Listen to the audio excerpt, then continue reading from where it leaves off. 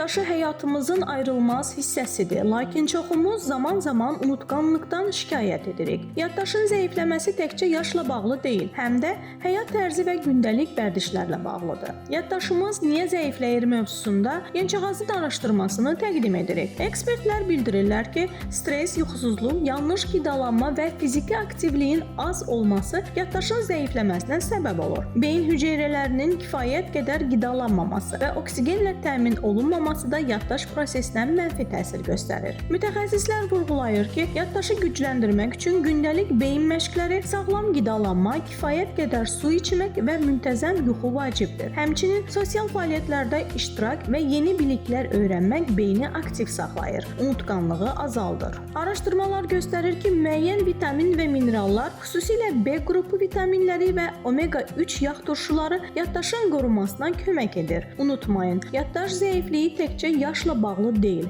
həyat tərzi və diqqətimizlə də bağlıdır. Sağlam vərdişlər yaratmaq, beynimizi aktiv saxlamaq uzun müddətli yaddaş üçün ən etibarlı yoldur.